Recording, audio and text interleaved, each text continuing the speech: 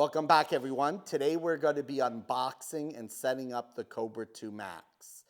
Now, a lot of you have been hearing some good buzz about this printer, and I think for the most part it's warranted.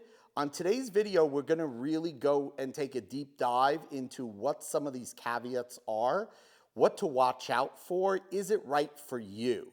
I will tell you the printer is enormous. It sports a 420 by 420 by 450 build volume, and that is just insanely massive. Anyway, let's get started.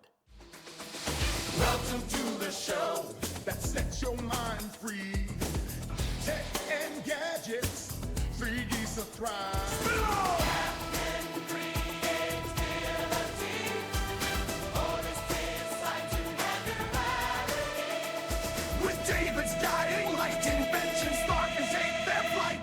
Here we are with the box. It is massive. I'm going to go through the process of unpacking it. I'm going to slow down at certain parts, but for the other parts, I think it's pretty intuitive, so we're just going to speed that part up.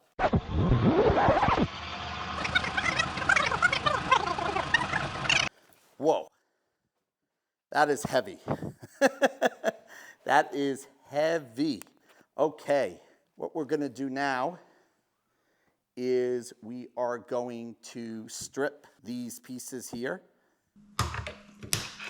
We've cut those straps off.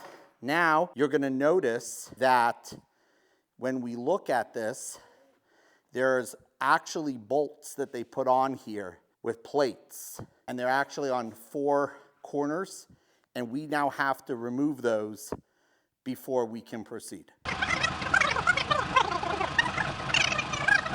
Over here at the corner, there is a blue tape. You're going to want to be careful here because this is your ribbon that will connect to your control panel. So just be careful with it. You're going to just untape it here, just like that, and just gently peel it off. Don't pull too hard because you definitely don't want to rip anything. I don't really think this was the best choice of tape to use on a data cable or a data ribbon, but so be it. Okay, so just put that kind of out of the way.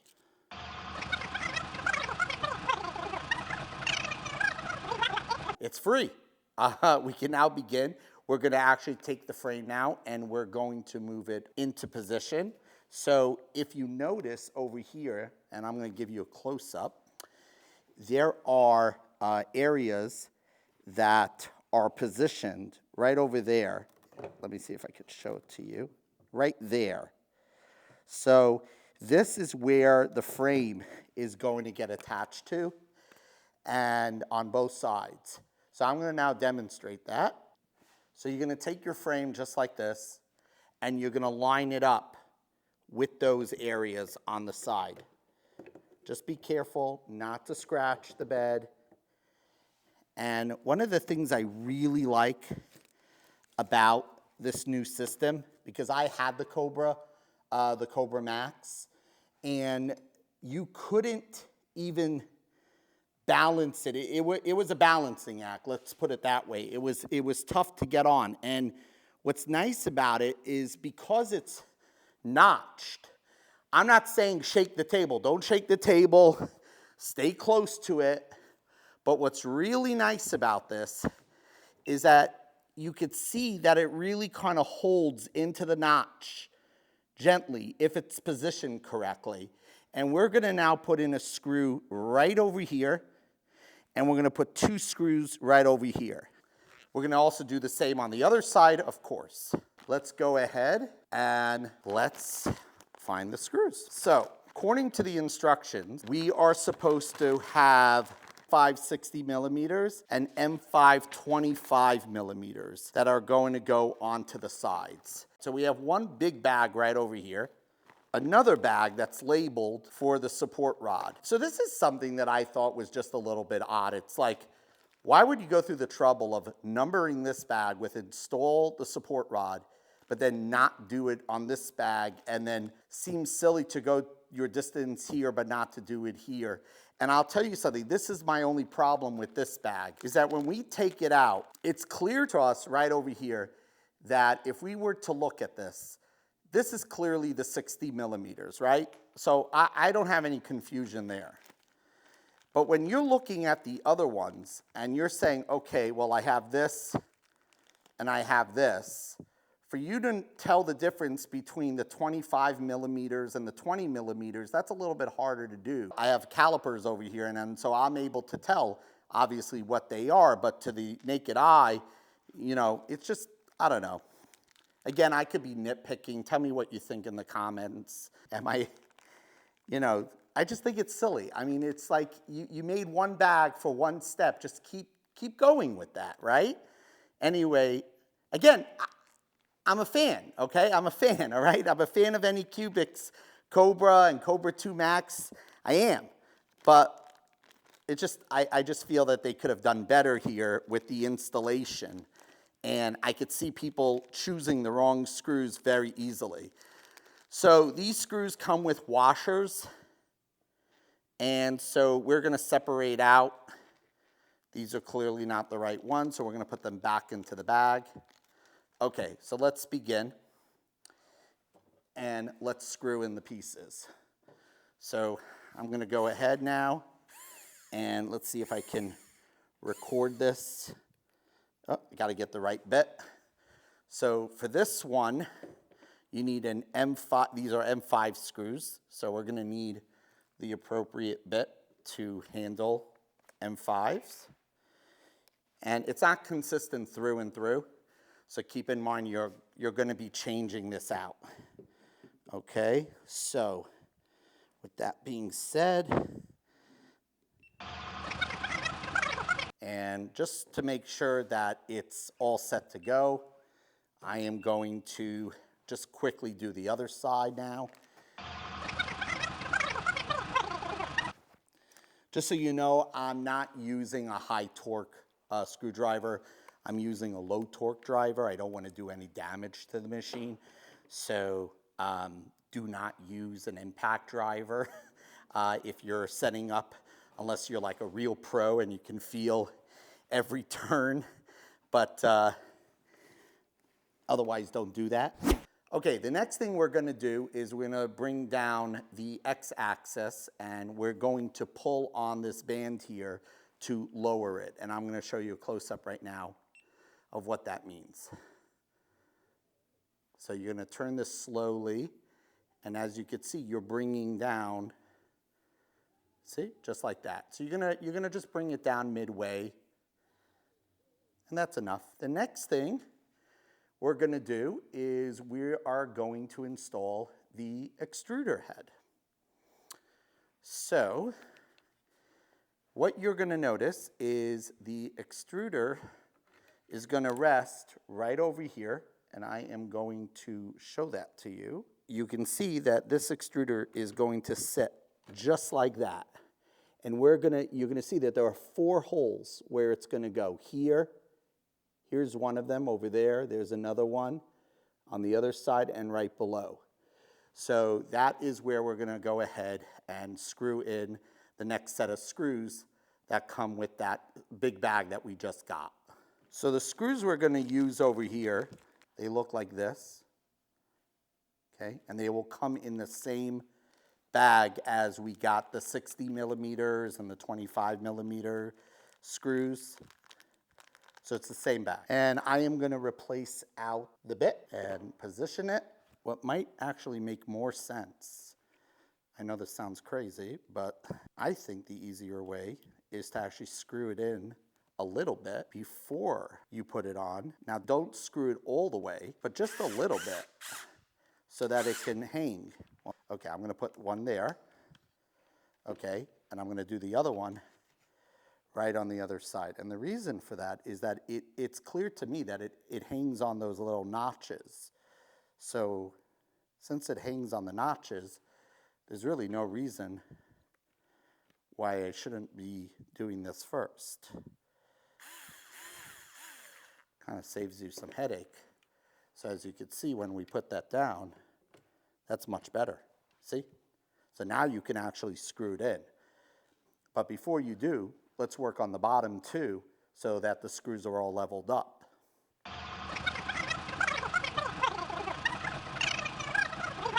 And again, if you haven't done this before, if you haven't put together printers before and you're not used to power tools, don't do this with a powered tool. I even take precautions by using, again, a low torque screwdriver so that I can't really do any damage. But if you're not good with it, then maybe it's best to start with something that's manual. So now I'm gonna tighten that one on, and the same thing here. Okay, that's good. All right, so now this is a very important step. A lot of people mess up on this, and this is something that I have friends who've run into these issues. And I don't know if you can hear it, but when you go ahead and you move it across here out of the box, it feels kind of jaggedy. It feels like it's kind of making a crinkling noise, and there's a reason for this. We haven't tightened the belts yet, and that's gonna go away. We need to have this sounding like it's going smoothly. Right now it's kind of crunching along the axis, the x-axis, and you don't want to be doing that. So what we're gonna do is we're gonna take this piece right over here, and we're gonna insert that right over here. And we're gonna screw that on, okay? And what you're gonna notice is as we're turning it now, what we want is basically the idea, there's a word that they say in printers for your belts, you want them to be taut. And taut is, for those who don't know what that means or to how much you have to tighten them, I'm gonna show you what taut really is meant to be. I'm sure not all of you are musicians, and I'm certainly not, but when you're on a guitar, it's the same idea. You want your strings to be taut, and basically you want that ability that there's like some strength there. This is actually not enough, so I'm gonna, there you go. You kind of wanna, do you hear that when I go? That's taut, and that's what you're looking for. So now over here, you kind of want that same level of tightness on the band, and that is going to solve a lot of problems that if you don't do this, you're gonna run into. One of them is layer shifting. So if you see that your print kind of like goes off the print, that is often caused by this. So this is very important. So now, if you hear that, it sounds much better. And this is kind of the thing. I mean, I kind of wish, like other printers, you didn't have to go through this process with belt tensioning. I wish there was a way that this could be done automatically. But listen, you can't have your cake and eat it too. There's only so much you could do. If you want to pay a certain price, you're not going to get all the other bells and whistles, right? So what you want to do here is you want to kind of tighten this until it really glides along the x-axis nicely. And so that is basically how you're gonna do it. I've tightened the belt accordingly, and now when I move it, I don't really have any hiccups, I don't have any bumps, and it really is meant to slide smoothly across. You shouldn't really feel any kind of hiccups or anything like it feels like there's resistance at different points along the way. It's gotta move back and forth smoothly. The next step is to install the support rods. So in that bag number 3, you're gonna find there large spacers like this and large screws. That's gonna be for the bottom. The top areas, those are gonna be for the smaller screws, the smaller spacer, and the bolt. So the first step is you're gonna go ahead and you're gonna take the rod, you're gonna put it on the outside of this lip over here, which you can see right there. What you're gonna do over here is you're gonna take your screw, you're gonna put it through like so. You then have to go ahead and put in the spacer. So the spacer comes immediately after, then comes the rod, then comes the bolt. And then we are gonna now tighten that bolt over here.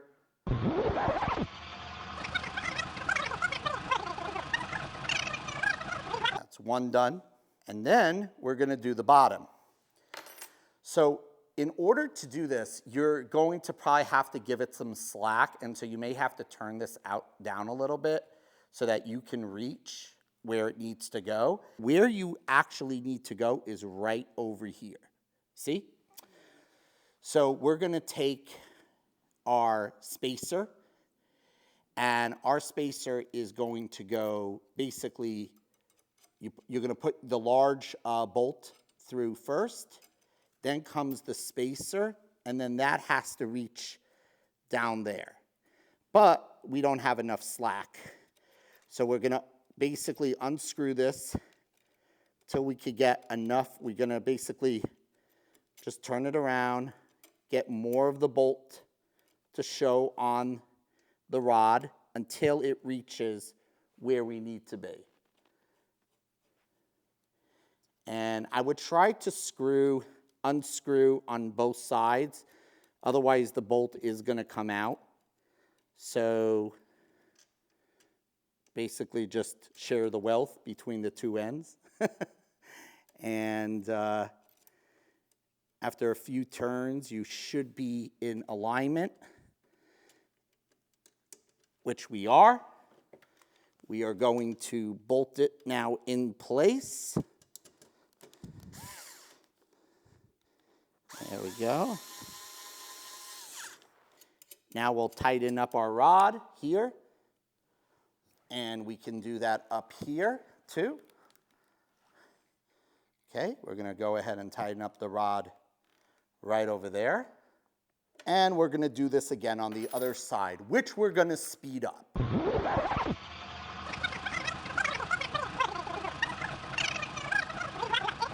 Okay, so now that we're done with putting on the support beams, we're now going to focus on installing filament holder, and then next we're gonna put on the control panel. So for this, right, what we're going to do is we are going to connect this piece right onto this side. So let's see if you can see that. We're gonna connect it just like that. And just to give you an idea, you could see over here, there are the two screw holes, and they are gonna go just like that.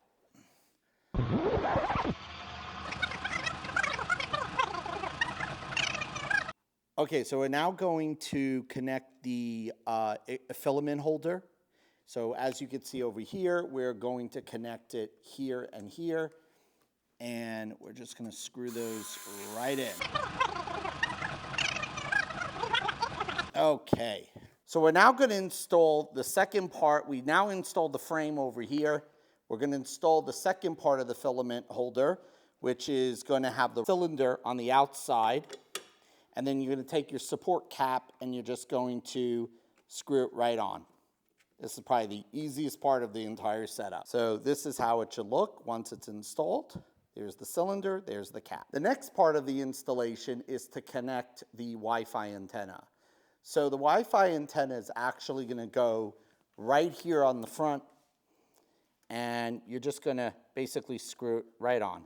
The next part is to install the filament sensor. As you can see, it's right over here, and we're gonna install it right there, okay? It actually, in this bag, comes with the necessary screw that it's supposed to go with, and we are going to mount it on. There is on the plastic, if you notice what direction, you want to point it where the arrow is up. You want to go ahead and point that towards where the tube is. So for example, we're going to put it over here, and we're going to actually insert that like so. Now you could choose whether you want to make it closer. Sometimes people want to put it right up against. as I mentioned, you could go ahead and put it either in this hole or this hole.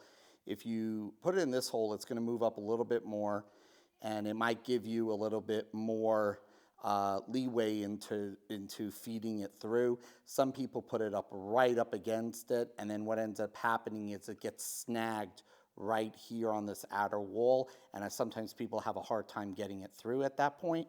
So because I've had that on my other one that I've already unboxed, I'm going to actually do this one a little bit further away. But again, you know, feel free to tell me if like I'm doing this wrong, but I'm going to put this one a little bit further down so that I can have a little bit more control of directing it through. Okay, for the last part here, we're going to connect the control panel, and we're going to put that right towards the front. When you're ready to plug it in, the way it's going to go is you're going to plug it right into there, the control panel, and you're going to have the clips. Basically, the silver part will be facing downwards, okay? And so it's going to go this way, if you could see that. So, okay, so that's in. So now it's time to get our screws. There are actually 2 screws on the side here and here. And basically, I'm just going to thread these through.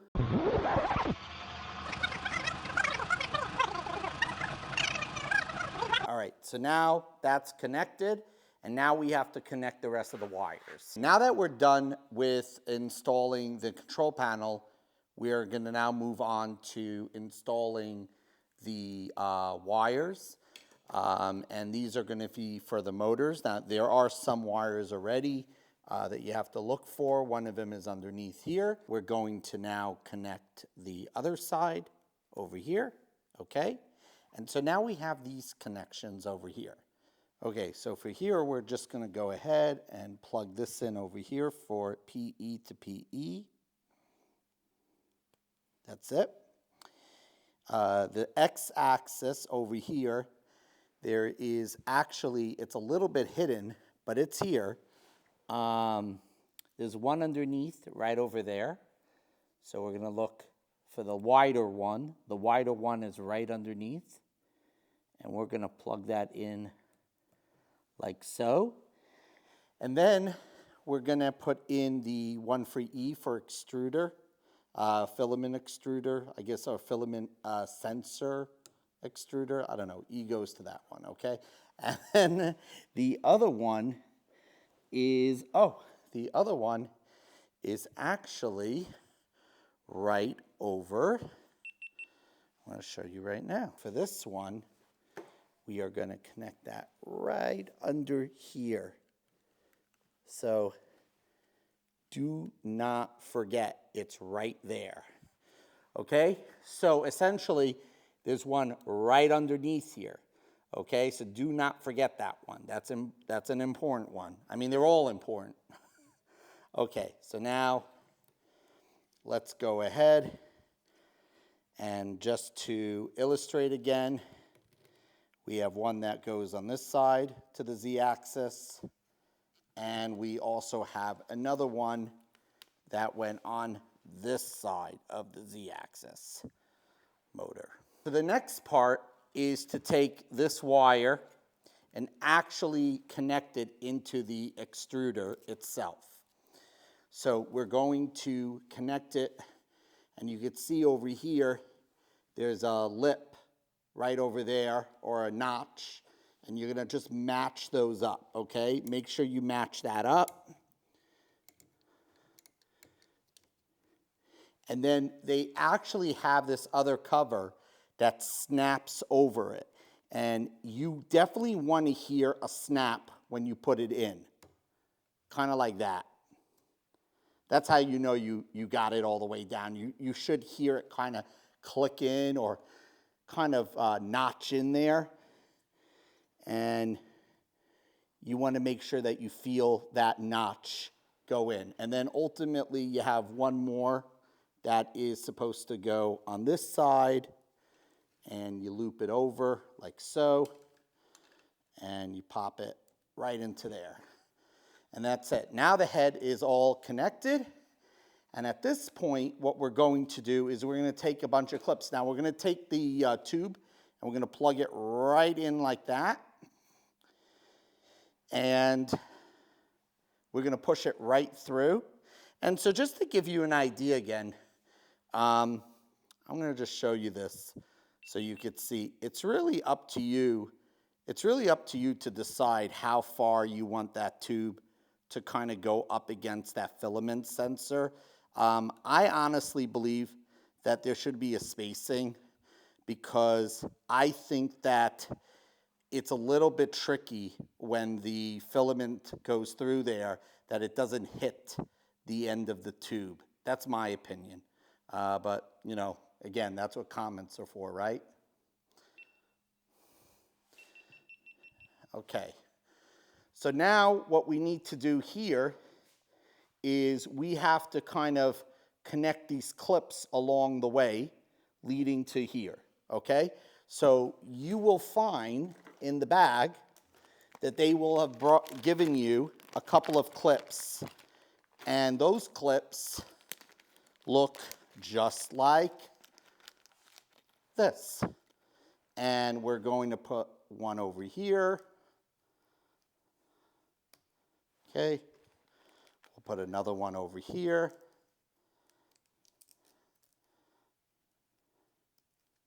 Okay.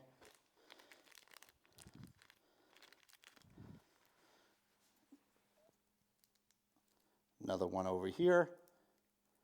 Third one. And let's put one more somewhere like right towards the end. Okay. So once that's all in, you can actually connect your tube right up to it, just like that. And there you go. And that's kind of exactly how you want it to be, more or less. Yeah, like that. Okay, the main idea is that the wire doesn't get in the way of the print process. And now that you've done all this, you are ready to plug it in. But before you do, there is one major thing that you need to check, and that's to see what voltage this unit is set to. So I'm going to show you on the back of the unit, there's a place where you have to connect it from 240 to 115, and hopefully it's already set that way, but I'm going to show you right now. Right there, you'll notice that this is the area that you want to look at, and you want to make sure that it says 115. If it doesn't say 115, you're going to want to kind of take a one of the Allen wrenches or something just to knock it over, okay? Now, for this purpose, I don't know if you could see that, but it looks like we are at 115. Let's see if that will kind of focus in, but it will say 115. And if it says 115, then you are good to go. Okay, we are now finished building this beast, this Kobra 2 Max. It's all set, it's ready to go. We're gonna plug it in and we're gonna start doing the calibration, and I'm gonna also show you a couple of other critical steps. So let's get to it. One of the things here that I wanna show you, and this is important, is you don't wanna have any wobble here whatsoever. And so what I want you to do is when you get this, you wanna kind of make sure that this is good, and you wanna make sure that this is good. You really want this on nice. You don't want jiggling. If you do have jiggling, you're gonna see right underneath, there's gonna be areas where you can actually tighten bolts. There's one located right underneath here. I think we could see it right there. Okay, right over there. And you could tighten that one, you could tighten that one, and you could do that to kind of adjust it. But this is actually good right out of it. The one I'm more concerned about, honestly, is the ones that is located right over here, and it's actually, yeah, let's see if you can see it. It's right over there. Let's see if I could get it from the other side. So what you're going to want to do is you're going to lift up your Z-axis, and it's this one right underneath there. You can actually take a wrench and tighten it, and it will actually kind of clamp on to this bar a little bit tighter. You don't want it too tight, because again, you need it to move freely across, but it's just something that if you don't check these things, your printer is going to have major, it's just not going to work.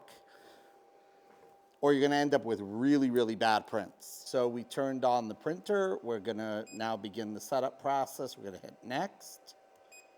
We're going to choose global. And over here, we're going to kind of select our Wi-Fi password. And what I really love about this keypad is, I mean, because it's so small, but like if you needed to choose letters, right? It then comes up on the second row. It's just so much smarter because if you can't, you know, otherwise it's almost impossible. Okay, so now it's connecting, as you can see. And basically, once it's connected, you are now ready to proceed. And one of these things you're supposed to do is install the mobile app. So I am going to grab my mobile app now. And once I get into the Anycubic app and I have it, all I really need to do at this point is to add another printer. So to add another printer, well, when you don't have anything here, it's much easier, but you're going to go and click more. Otherwise, you'll see a big plus, and you're going to click add printer, and then you're going to choose scan, which in my opinion is the easiest way to go. So you hit scan, and you're going to scan the printer that it detected, and I'm just going to call this B for the second one, and it is now going to connect. Now, at this step, once it does that, it says, okay, enjoy your 3D printing. Well, thank you very much. I appreciate it. And at this point, I should now be able to see something. Oh, and if you look, the firmware is available. So you could actually do that. Now, there's a start operation guide. You could go through that process. I did not go through this process, and you guys tell me if I'm wrong on this, but I decided to instead just go through this process of upgrading the firmware. And one thing I'll notice here is that you're going to actually, if you unbox this, and you might end up going through 2 layers of firmware printing, firmware upgrading, and that's because sometimes you can't go directly from A all the way to C. You have to go from A to B, then to C. And so that's what's happening over here. It's going to take you through this incremental upgrade. Now, I'm going to go ahead and take that memory stick just because I'm kind of curious to see what it does. I didn't do it on the last one, but I think I'm going to do it on this one. So, yeah. Let's see what it does.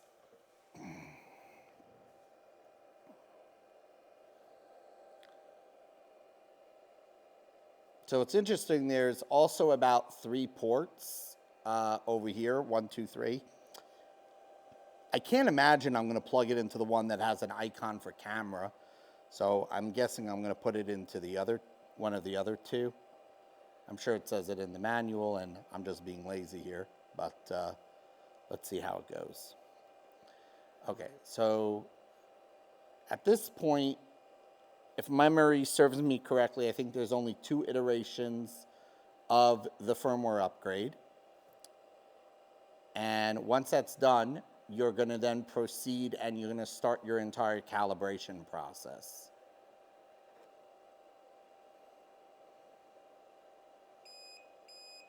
Okay, here we go. So now let's go ahead and Let's see if we could do the guide. Yeah, sure. Okay, so let's connect in the U-disc. Boom. Insert the U-disc correctly according to the diagram. Okay. And hit next. Ah, look at that. Okay. So what's happening here is, if you could see, it's going to now do a self-test. And this is going to take you through the process. Now, you could do this through the interface on your own. You don't necessarily have to do this through the thumb drive. So don't get worried if you don't have, if you threw away the thumb drive or you lose the thumb drive, it's not the end of the world, okay? So let's see if we can kind of angle this so you can kind of get the whole idea of what's going on. There we go.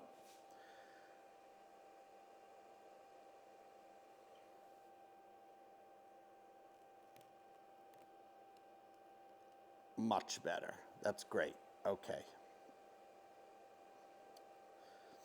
So right now, what it's doing is it's kind of homing in and detecting oh, yeah, look at that. And that was the Z-axis detection. So it kind of checked where the end of the Y-axis is, the X-axis, and now the Z-axis. So I'm now going to hit finish. So the next part is it's going to do an auto leveling. And this is where it's going to actually probe the bed. And this could take a while because it's a pretty big bed. It also takes a while for it to heat up the bed. So just keep your eye on this number up here. That is your bed temperature, and that is your extruder temperature. I think over here they're only going to heat up the bed temperature. And the reason why they have to heat up the bed temperature is because if they were to calibrate it without the bed being heated, it would give them a false reading, because when the heat, when the bed heats up, it actually kind of like expands or not warps, but you're not going to get the same reading as if it was cool. All right, so the auto level is finished. This is what you want to see. You want to see a nice smooth line. After a lot of additional calibration, I absolutely have to change the Z offset. So that means I might need to actually do this module calibration component. Why I should have to do it out of the box is beyond me. Why don't you enjoy this time lapse?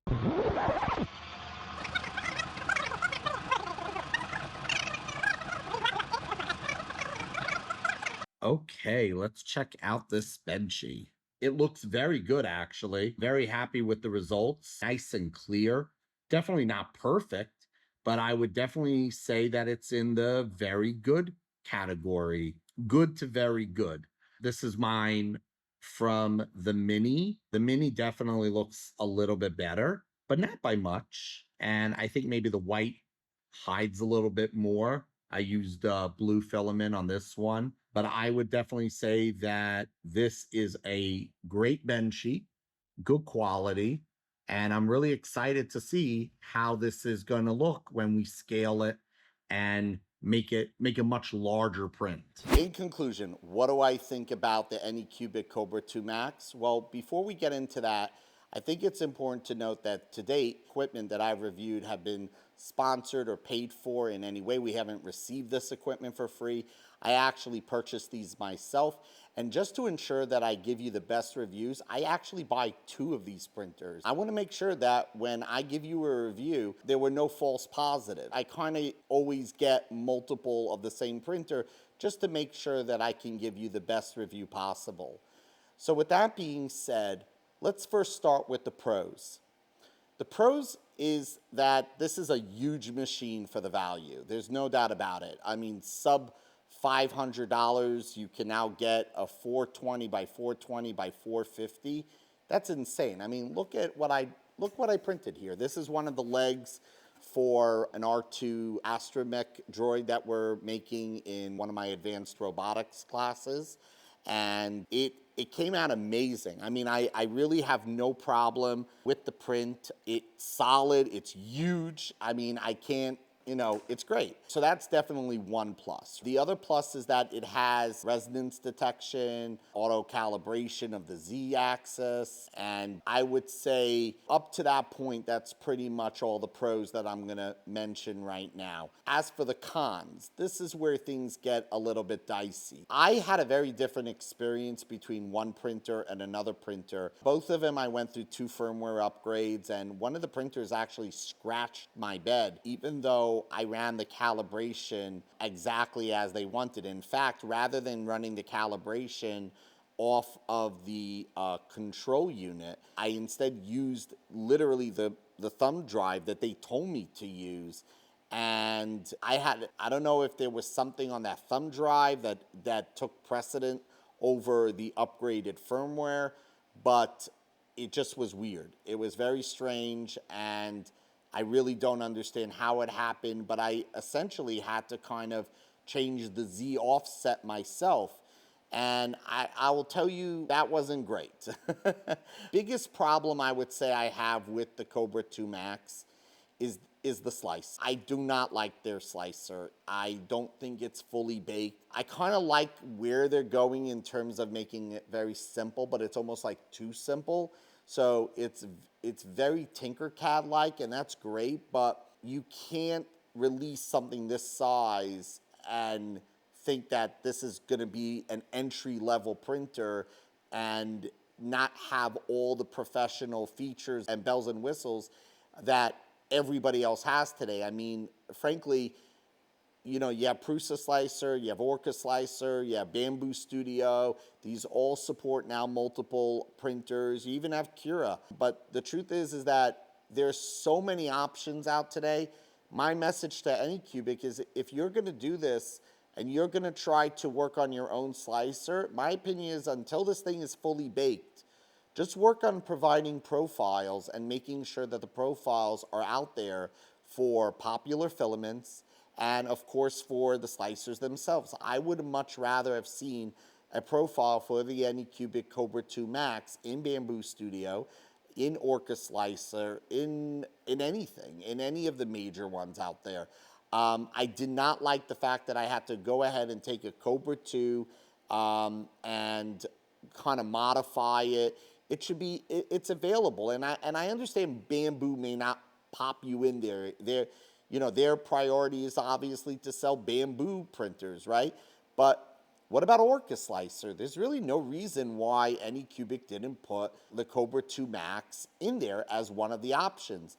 And I know a lot of people have been mentioning and told me, hey, just change the bed size, because the Kobra 2 is essentially the Kobra 2 Max, it's just smaller. Nope, that was not the case for me. In fact, I'm pretty sure there's a lot more that's different in there than just that. I will tell you that my experience from sending this over from the Orca Slicer or the Bamboo Slicer ended up giving me a day and 3 hours to print this piece, where when I did send it over to the Anycubic Slicer, I got this done in 14 hours. That's crazy. That's really good. But what I didn't like about it was that I was missing tons of features in the slicer. So what I had to do was, I actually first cut this in Bamboo, did the things that I needed to do, because believe it or not, this still didn't fit on a 420 by 420. So I had to make certain cuts, and I know I could do a cut in Anycubic, but I wanted the dowels, I wanted tongue and grooves, I wanted those kind of capabilities on my print. And so I then exported it and then brought it into Anycubic. I shouldn't have to do that, and I honestly believe that you should make sure that your profiles are in the most popular software slicers that are out there today. So with that being said, who would I recommend this for? I would recommend this for professionals, definitely. If you need a large format printer that has auto calibration and has resonance detection, that's key. And you want the increased speed, absolutely, right? So I would recommend that for professionals. I would recommend it for intermediate. I don't know if I would recommend it for beginners. I think there's a lot of tweaking that you have to do. And it's kind of reminds me of where printers were, you know, 2 years ago, really before the Core XY printers came out and Bamboo kind of reshaped the whole industry. But we're past that now. And I feel like I'm expecting a little bit more from things like the Kobra 2 Max, right? So I would just say it's a great printer. It's large. It's fantastic. But if I had to give it a rating, it's definitely a good printer. It's a great value. I mean, just look at this thing. This is insane. But if I had to rate it, I would say it gets 3.5 hats off out of 5. Anyway, thanks for watching. Be sure to like and subscribe, and catch you next week.